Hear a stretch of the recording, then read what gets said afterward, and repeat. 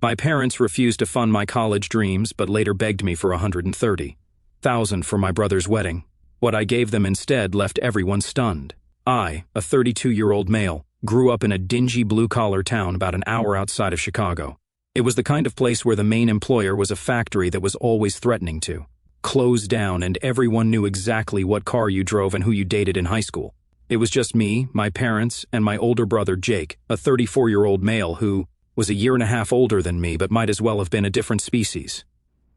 According to my parents, we lived in a rundown split-level house that my dad, a 58-year-old male, was always promising to renovate but never did. The carpet was a gross beige color from the 1980s, and the kitchen had these hideous yellow countertops that Mom swore would come back in style. Dad worked as a shift manager at the local manufacturing plant, the same place his father had worked before him. Meanwhile, Mom, a 56-year-old female, ran a sad little craft store downtown. That barely broke even but gave her something to brag about at church. "I'm a small business owner," she'd say, as if selling yarn and scrapbooking supplies made her Elon Musk. From literally day one, Jake was the golden child. I'm not exaggerating or being dramatic. There are actual baby pictures where he's front and center, while I'm barely visible in the background. For example, in one family photo, Jake is sitting on Dad's shoulders, while I'm standing off to the side, half cropped out of the frame. This wasn't an accident. It was literally the framed photo they chose to put on the mantle. Jake would half-ass his way to a C+ average, and my parents would take him out for ice cream to celebrate his improvement. Meanwhile, I'd bring home straight A's, and my dad would just grunt and ask if I'd mowed the lawn yet. "School comes easy to you," he'd say, as if that somehow made my achievements less impressive. "Jake has to work for it." Yeah, he had to work for it because he spent more time playing video games than studying, but apparently that made him the hard worker. Make it make sense. I still remember standing in our dingy living room, clutching my regional math competition trophy, while my parents were losing their minds over Jake making the football team as a third-string linebacker. "Jake, honey, this is fantastic. You're going to be the star of the team. You're just so athletic," my mom said, practically having a stroke from excitement. Nobody even glanced my way, despite the fact that I was literally the first student from our school to ever win that competition. When I finally said, "Hey, did you guys see my trophy?" my mom just said, "That's nice, honey. Put it in your room. We need the coffee table space for Jake's football schedule." This pattern defined my entire childhood. Jake got a used Chevy for his 16th birthday while I got a bus pass for mine. He wore American Eagle and Hollister clothes, while I shopped at Goodwill and thrift stores. Every family gathering became the Jake Show, with my dad telling everyone, "Jake has got a shot at a sports scholarship, and he's dating the head cheerleader." I'd sit there with my straight A's, my chess club presidency, and my perfect SAT scores, completely invisible. My cousin Ryan, a 32-year-old male, was the only one who ever noticed this. We were the same age, and he'd come over and just shake his head at how my parents treated me. "Dude, this is so messed up," he'd whisper when Jake would get praised for remembering to take out the trash while I was cooking dinner for the whole family and getting zero acknowledgement. Ryan was the one person who actually saw what was happening, and having just that, one person who validated my experience probably kept me sane during those years. I learned to just fade into the background during these moments. It wasn't that I was some loser. I had excellent grades, was captain of the debate team, and had already built my own computer from scraps I collected from the local electronics repair shop where I volunteered after school. Some old guy who ran the place actually taught me how to solder and repair circuit boards. When I was like 14, and I was fixing people's computers by my sophomore year. But in our house, my achievements were just that nerdy stuff, while Jake's sub-mediocre existence was treated like he was curing cancer. I remember my mom telling me once, while I was helping her carry groceries, "Tommy, you should really think about practical career options, like working at the plant with your dad. There's nothing wrong with honest blue-collar work." The way she said honest made it sound like anything else I might want to do was somehow a scam. Meanwhile, Jake was being encouraged to follow his dreams of becoming a sports agent, despite having the business acumen of a potato, and literally having to ask me how to calculate percentages when he was 17. In my junior year, I won a statewide programming competition that came with a $500 prize and a feature in the local newspaper. You know what my parents did? They put the newspaper in the recycling bin and asked if I could loan the $500 to Jake because he needed new gear for football camp. "You don't really need that money right now," Dad said. "Jake has a real opportunity here. I gave him the money because what choice did I have? I never saw a penny of it back. Of course, looking back now, that constant belittlement left deep scars that took years to heal. But sometimes the people who try to bury you don't realize you're a seed. My family had absolutely zero clue how their years of favoritism would eventually come back to bite them in the ass. If you're planting crops of resentment for 18 years, don't be surprised when you end up harvesting a field of consequences. I'll never forget the day Jake got his college acceptance letter. It was to some mediocre state school with a 98% acceptance rate, but from my parents' reaction, you'd think he'd gotten into Harvard with a full presidential scholarship, and they were throwing in a Ferrari on the side. The entire house went into full celebration mode. Mom made Jake's favorite meal, expensive steaks. Dad brought home a fancy bottle of champagne, which was a lot for our family. And they spent the entire evening planning Jake's amazing future. They invited the neighbors over, called the extended family, and Dad was practically doing cartwheels around the living room. Our brilliant boy is going to make connections and become a big success. Mom couldn't stop gushing. We've been saving for this moment since you were born, sweetheart. Dad kept bragging about how Jake was college material and how they had managed to save up nearly $40,000 for his education fund. $40,000. I had no idea they had that kind of money stashed away. They had always acted like we were barely making ends meet whenever I needed anything. I sat there, pushing my food around my plate, trying to imagine what my own celebration would be like next year. Spoiler alert, there wasn't one. When my college acceptance letters came in, I had worked my ass off. I maintained a perfect 4.0 GPA, was president of 3 clubs, volunteered over 200 hours at the local library, teaching senior citizens how to use computers, and even took community college courses on weekends to show initiative. I built an app that helped organize the school's tutoring program, which got me featured in a couple of tech blogs. My hard work paid off. I got accepted to MIT with a partial scholarship for computer engineering. I was over the moon. This was my ticket out of our town, my chance to actually make something of myself. I was so excited that I rushed home to tell my parents, the acceptance letter clutched in my hand, barely able to contain myself. But the response was like a bucket of ice water. Mitt? My mom laughed with this dismissive snort that made my stomach drop. Tommy, be realistic. We can't afford to send you there, even with a scholarship.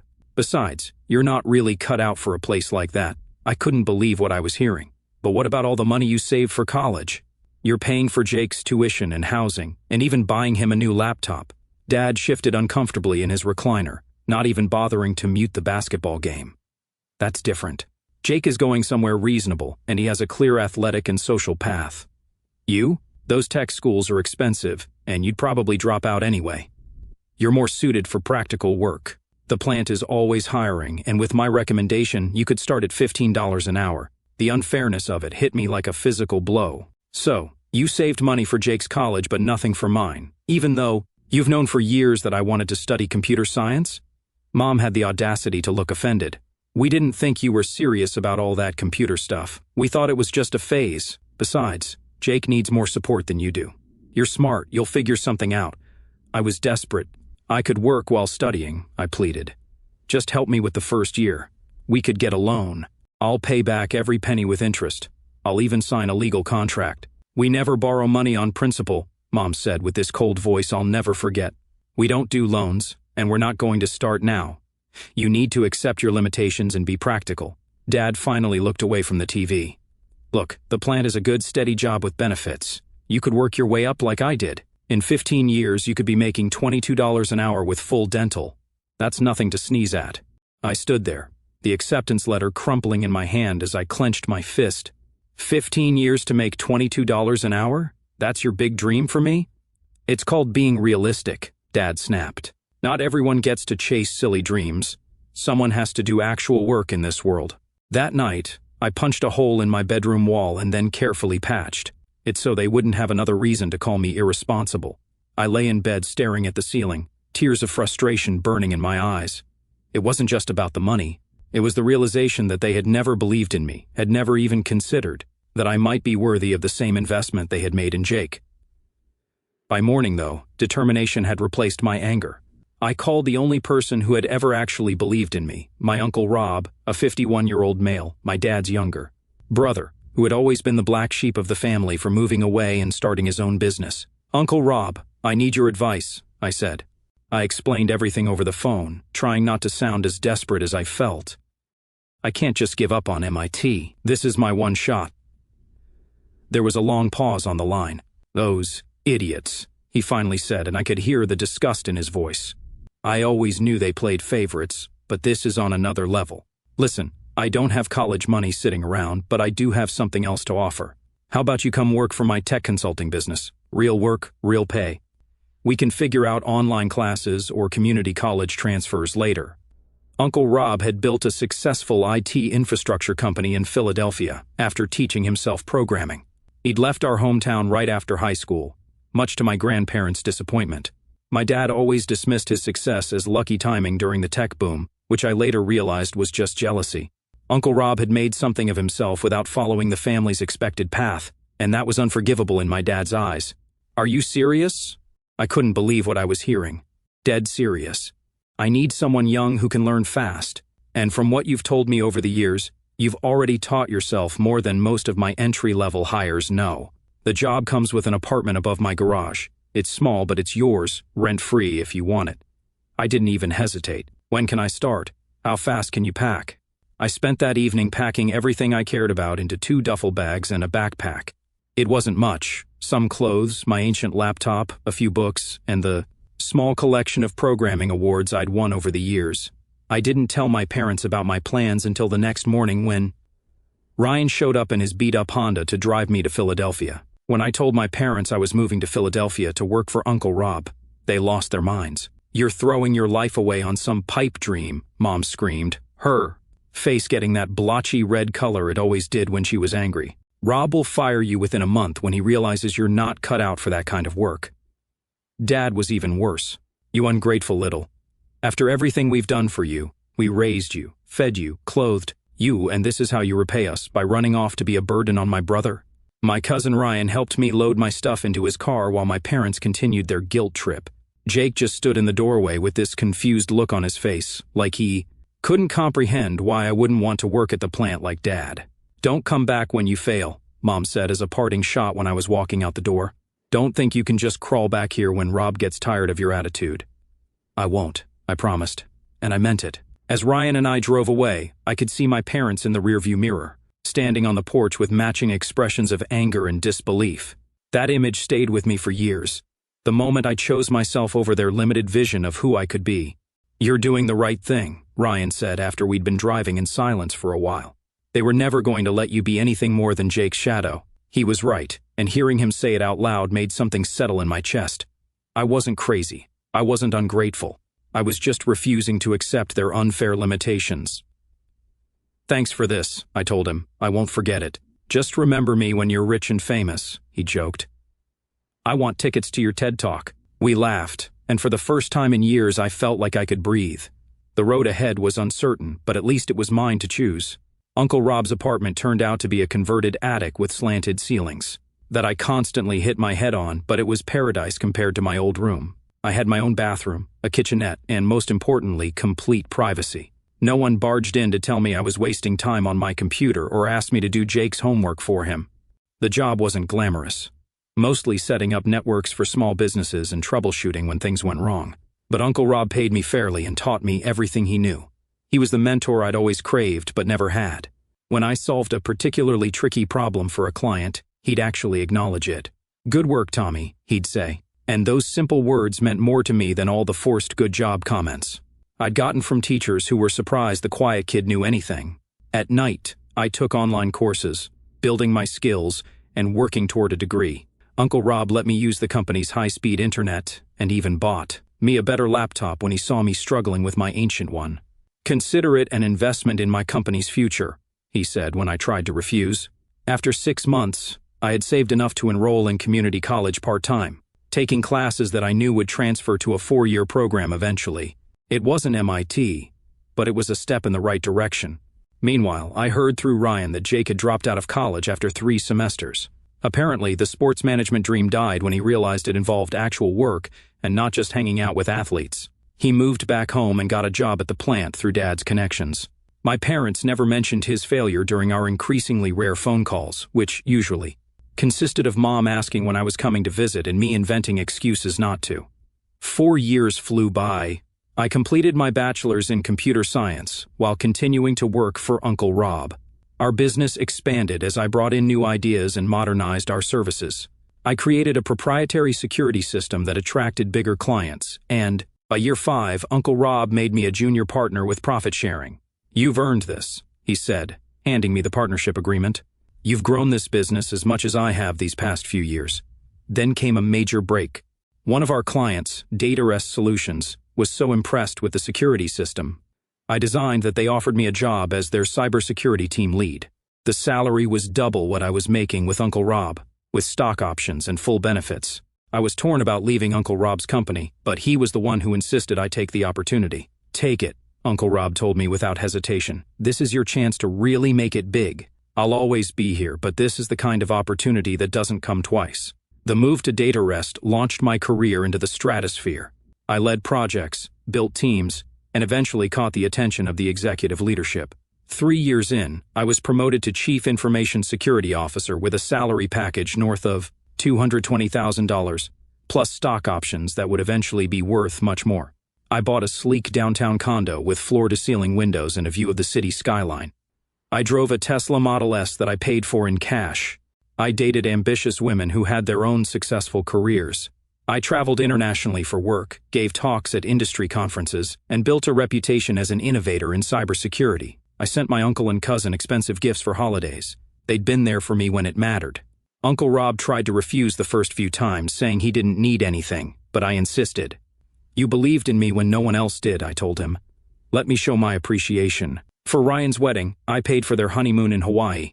It was the least I could do for the guy who had helped me escape. But my parents? They got generic Christmas cards, no gifts, no money, no details about my life. They didn't deserve to share in my success. The few times I did speak to them on the phone, they'd ask how that computer job was going, as if I was still fixing printers in someone's basement. I kept my responses vague and changed the subject quickly. Then came the text message from Ryan that changed everything.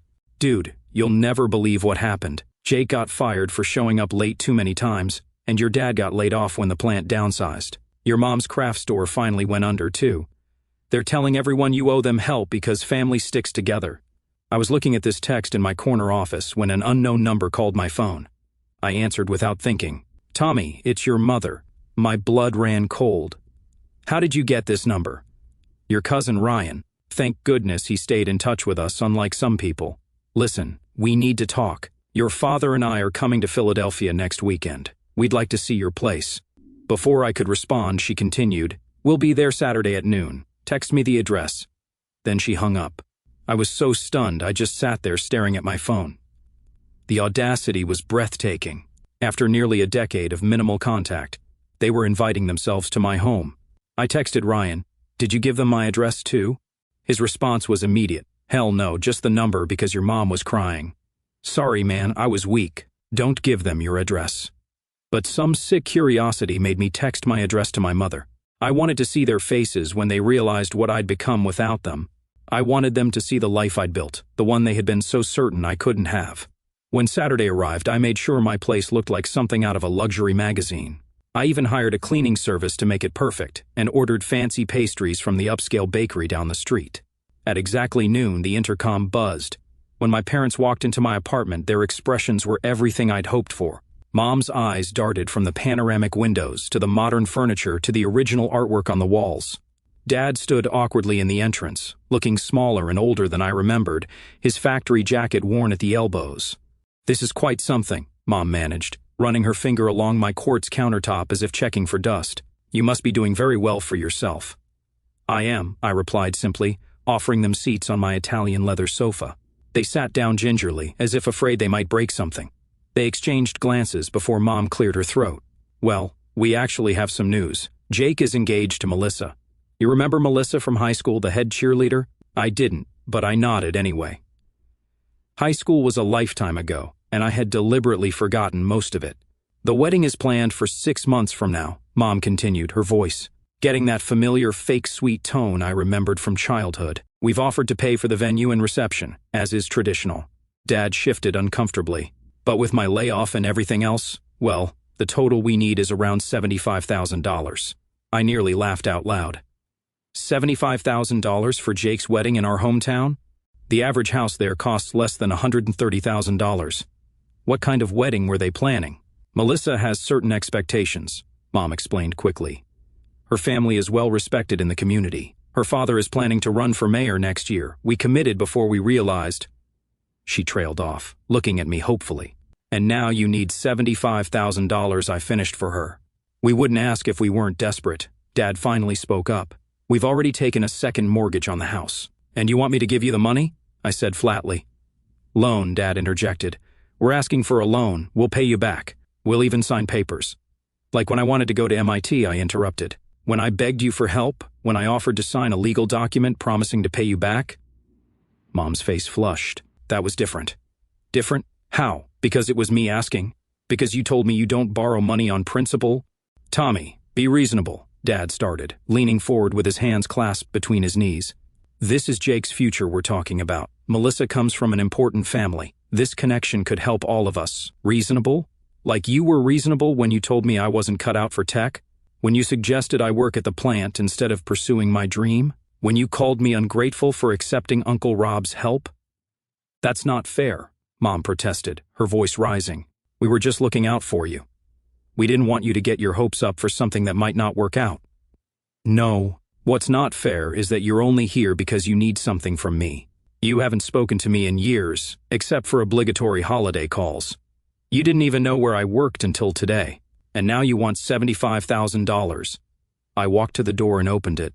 I don't loan money on principle. I believe that's a family tradition, isn't it? Mom's face turned red with anger.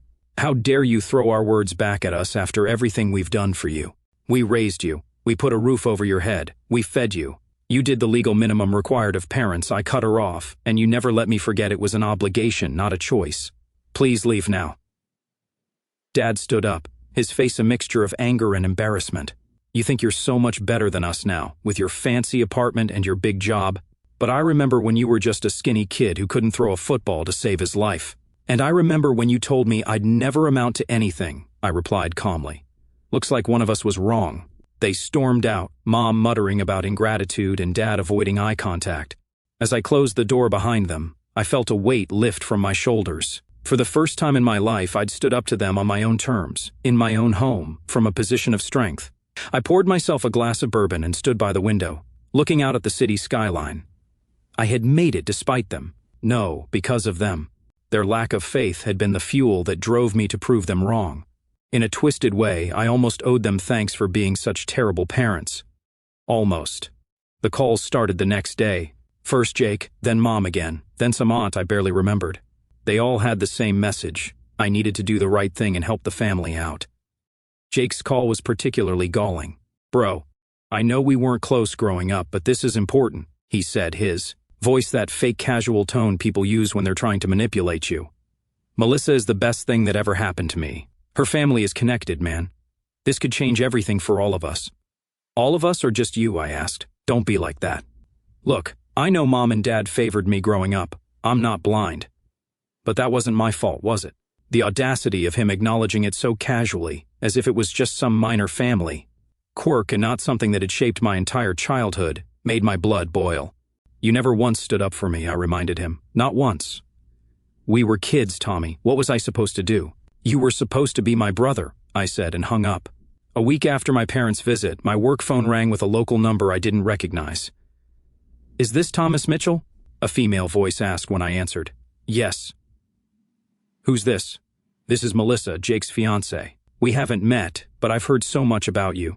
All bad, I'm sure, I replied dryly. She laughed, a practiced musical sound. No, actually, Jake says you're the smart one, the successful one. That's why I wanted to talk to you personally about our situation. Melissa, I've already told my parents.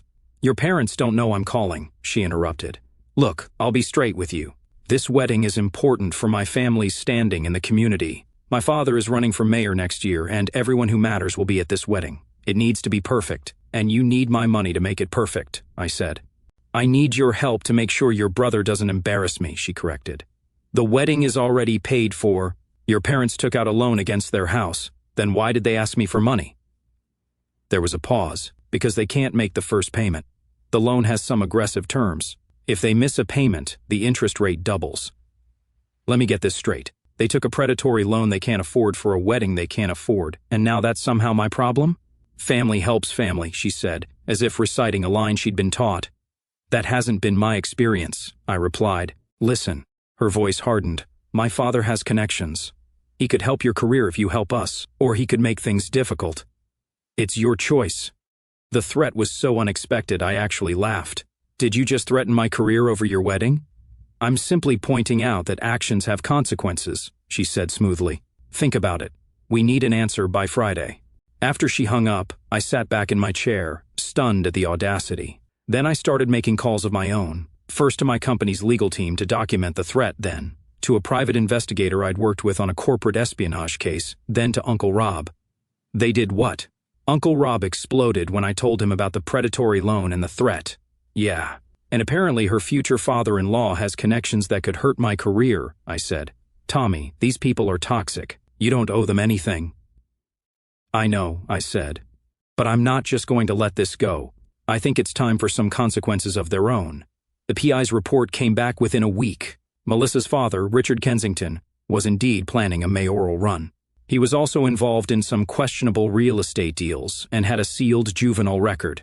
Jake had a history of being chronically late to work and was on thin ice at several jobs before finally getting fired.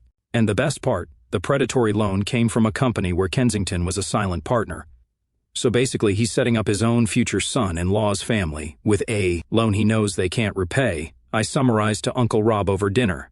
I'm guessing the plan is to take their house when they default. That's beyond sketchy. Uncle Rob shook his head. What are you going to do? I smiled. I'm going to do what I do best. Follow the data and see where it leads. Armed with this information, I set up a meeting with a reporter friend at the Philadelphia Inquirer who'd been looking for a breakthrough story. I didn't give him the information directly, but I pointed him in the right direction. You might want to look into predatory lending in small towns, I suggested, especially loans connected to political aspirations. Meanwhile, I hired the best financial forensic specialist I could find to look into the loan company.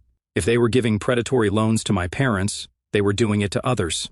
The specialist confirmed my suspicions. The company had a pattern of targeting financially vulnerable families, especially those with connections to people Kensington wanted to influence.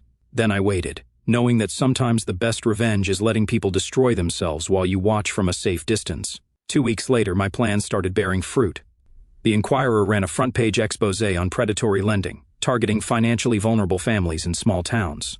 They specifically highlighted the company that had given my parents their loan, tying it to Richard Kensington and questioning the ethics of a mayoral candidate profiting from such practices. The story got picked up by state news outlets and then national ones. Suddenly, Richard Kensington's mayoral aspirations were in serious jeopardy. The article didn't mention my parents specifically, but it detailed several cases similar to theirs, complete with quotes from financial experts about how these loans were designed to fail.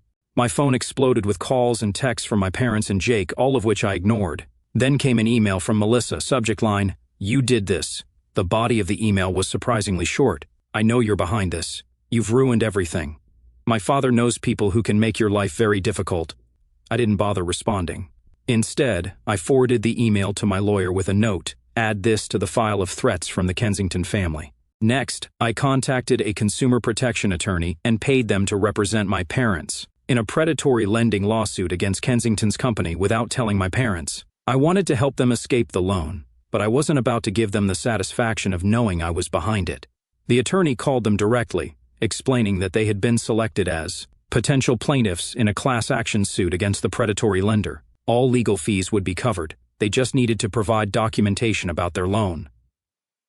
2 days later, my mother called. "What did you do?" she demanded without preamble. "I have no idea what you're talking about," I replied calmly, leaning back in my office chair. "This lawyer called us about a lawsuit against Richard's company. Then Richard called Jake screaming about betrayal. The wedding is off, and it's somehow your fault." "That's unfortunate," I said, "but maybe Jake dodged a bullet. Melissa doesn't sound like someone who truly cared about him." "You ruined everything." Mom was crying now. "The loan company is threatening foreclosure. Jake lost his new job at Richard's office, and we have nowhere to turn." "That sounds like a series of consequences for poor decisions," I observed. "Please." Her voice changed, becoming small and desperate. "Please help us, Tommy. We made mistakes, terrible mistakes with you, with everything. But we're going to lose the house. We'll be homeless. For a moment, I almost felt sorry for them. Almost. But then I remembered all those years of being treated like I was less than Jake. All those times they dismissed my dreams and abilities, all the support they had denied me while lavishing it on my brother. I'll think about it, I said and hung up. I did think about it for a whole week. I thought about all the times they had dismissed me, belittled me, chosen Jake over me. I thought about how they had laughed at my dreams and refused to help me when I needed it most. I thought about the fact that they had only reached out when they needed something from me, not because they actually cared about my life or wanted to repair our relationship. But I also thought about something Uncle Rob had said when I first moved in with him. The best revenge isn't making others suffer. It's living well and being nothing like the people who hurt you. Then I made a decision. I called a real estate agent in my hometown and had them find a rental property, a modest 3-bedroom ranch house in a decent neighborhood. Nothing fancy, but comfortable and well-maintained. I bought it outright through an LLC, ensuring my name wasn't on any paperwork. I wanted to help, but I didn't want them to have any legal claim on me or my assets. Then I called my parents. "I've thought about your situation," I said when my father answered. "I'm willing to help, but on my terms." The relief in his voice was palpable. "Anything, Tommy. We're desperate here. I've arranged for a place for you to live. It's not fancy, but it's better than being homeless. The address is 1472 Oakwood Drive. The keys will be in a lockbox on the door. The code is 1989. You bought us a house?" Dad sounded stunned, and I could hear my mother in the background asking what was happening. "I'm providing you with housing," I corrected. "There are conditions." "What conditions?" His voice immediately turned suspicious. "First, I want a full acknowledgement and apology from both you and Mom for how you treated me growing up and when I needed college help. Not just a quick sorry, but a real accounting of everything, written and in person. Second," I continued as if he hadn't spoken, "Jake needs to get real help for his issues and find steady employment, not through connections but actual work." There was a long pause. "How did you know about his problems?" "I make it my business to know things now," I said. "Third, you and Mom will attend financial literacy classes that I'll arrange and pay for. And finally, you'll both do 100 hours of community service at the local library, the place that gave me sanctuary when home didn't." "This is humiliating," Dad protested. "More humiliating than losing your house? More humiliating than how you made me feel my entire childhood? More humiliating than having to beg me for money after telling me I'd never amount to anything?" The line went quiet. "Those are my terms," I said. "Take them or leave them." "We'll take them," he said quietly. "We don't have a choice." "No, you don't. Just like I didn't have a choice when I needed your help for college. The difference is, I'm actually offering you a way forward." 2 weeks later, I flew back to my hometown. My parents had moved into the rental house. When I pulled up in my rental car, they were waiting on the porch, looking older and defeated. Mom rushed down the steps and tried to hug me. I stepped back. "The apology first," I said. We sat in their new living room as they took turns acknowledging how they had favored. Jake dismissed my achievements and refused to help with my education. Mom cried. Dad stared at the floor, his voice hollow. "We were wrong," Dad finally said, meeting my eyes. "You were the one with real potential, and we were too blind to see it, too stuck in our old-fashioned ideas about success." After an uncomfortable dinner, I returned to my hotel. The next day, I visited Jake at his new job at a local tech repair shop. An ironic twist, considering how they dismissed my interest in computers. "Tommy," he said, his voice subdued, "you actually came." "I said I would help if you got real help," I replied. For the first time in our adult lives, we had a real conversation about growing up and the pressure he felt to be the golden child. "You know what's ironic?" he said as our visit was ending. "You're the one who actually made something of yourself. Without help, without the constant praise, you just did it." Before I left town, I stopped by the rental house one more time. "I've made a decision," I told my parents. "I'm transferring ownership of this house to you. It will be yours free and clear." They stared at me in shock, but I continued. "I want something in return." "Anything," Mom said quickly. "I want you to understand that this doesn't fix our relationship. I'm doing this so I can move on with my life without your situation hanging over me. I don't want your gratitude. I just want to be free of this cycle." "We understand," Dad said quietly. "Do you? Because here's what's going to happen. You're going to continue the financial classes and the community service because it's the right thing to do. You're going to support Jake's recovery, and you're going to accept that I may never want a close relationship with either of you. As I drove away from my hometown, I felt a strange lightness, not forgiveness. I wasn't sure I'd ever truly forgive them, but something like closure. My phone buzzed with a text from Uncle Rob. How'd it go? I thought for a moment before replying, I'm coming home. The real home. And I meant it. My life in Philadelphia, the career I'd built, the friends I'd made, that was my real home now. Not the past, not the grievances, not the childhood that had shaped but no longer defined me. Some bridges, once burned, should stay ashes. But from those ashes, I'd built something stronger, something entirely my own.